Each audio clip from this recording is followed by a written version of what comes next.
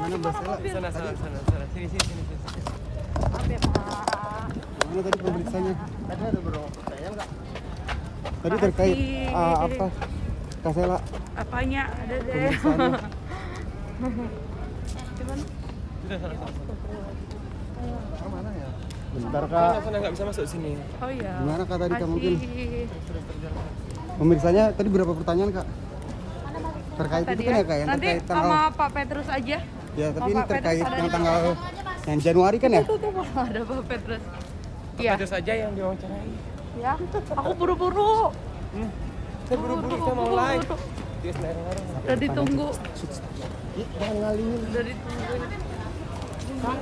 Kan tadi seputaran apa ya sih Kak? Biar ada buru-buru lagi. Buru aja Pak dah. Terima kasih Kak Ya, Stella. makasih banyak ya. Oke. Selamat malam Bang Petrus. Ya malam. Bang Petrus mungkin pemeriksaan sore ini Stella Sokya seperti apa jalannya Bang? Jadi undangan yang dilakukan hari ini adalah pemeriksaan klarifikasi di mana atas laporan Doktif nomor LP-nya 808 yang dilaporkan adalah mengenai penyebaran data pribadi, di mana ketika Doktif lagi live, di mana dalam live-nya itu menjelekkan produk dan dua pengusaha skincare yang namanya Sheila, sehingga apa yang dia sebarkan, apa yang di live-kan oleh Doktif itu tidak sesuai dengan WA di antara mereka, sehingga WA asli itu dinaikkan kembali ke dalam live. Di dalam menaikkan WA-an di live itu ada nomor kontaknya Doktif yang menurut dia keberatan karena itu data pribadi dia disebar. Itu saja poinnya. Jadi diklarifikasi mengapa SS menaikkan WA di antara mereka. Di dalam WA itu ada nomor kontaknya Doktif. Tujuan dia menaikkan itu karena selama Doktif live itu menjelaskan hal-hal yang tidak benar, yang tidak sesuai yang mereka saling WA itu. Jadi dia mengklarifikasi dengan menaikkan apa yang mereka saling WA itu. Tetapi di dalam WA yang dinaikkan itu Doktif berkeberatan bahwa ada nomor kontaknya. Tetapi tujuan SS menaikkan WA itu karena apa yang di live-kan, apa yang di-sharekan oleh Doktif itu bohong semua. Misalnya dikatakan SS menjelekkan teman-temannya yang sama pengusaha demi menjaga hubungan dengan apa yang disebarkan oleh Doktif bahwa SS menjelekkan temannya.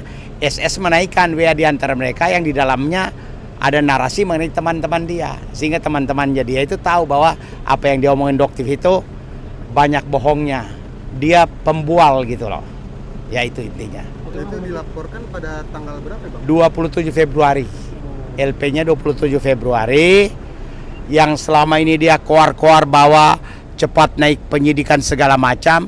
Dari 27 Februari baru kali ini 28 Mei, bayangin aja, baru panggilan pertama untuk klarifikasi. Jadi Doktif itu banyak bohongnya bahwa SS segera dinaikkan menjadi tersangka, jadi segala macam. Dia lapor tanggal 27 Februari, baru hari ini 28 Mei dipanggil untuk klarifikasi. Dan setelah klarifikasi semua menjadi jelas.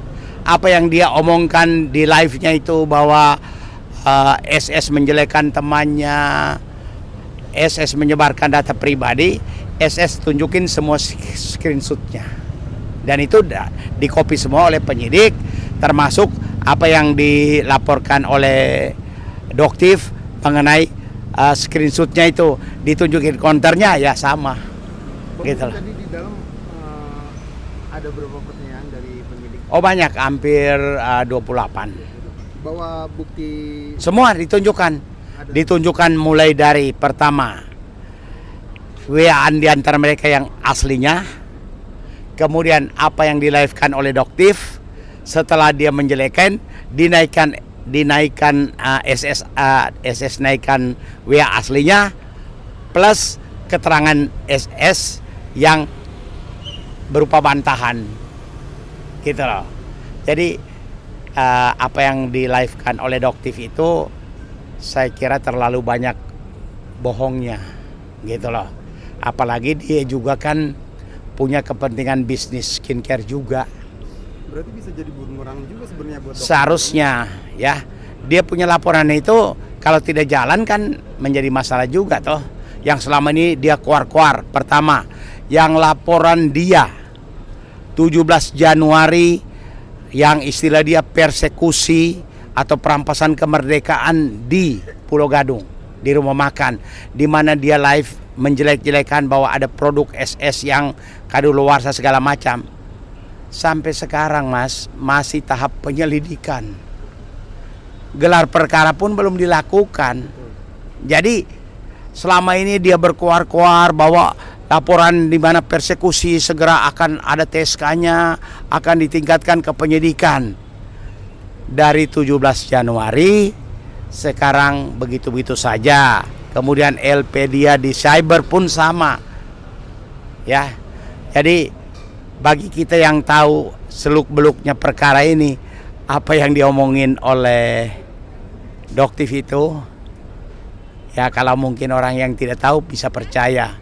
Tapi buat kita yang menangani perkaranya dan tahu persis prosedurnya, itu bohong.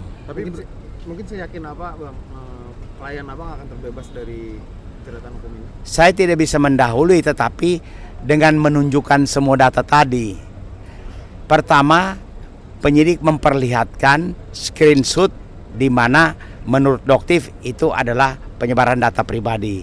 Tapi itu kan ada kronologisnya. WA di antara mereka awalnya seperti apa. Lalu dia live selama live menjelek-jelekan tentang apa.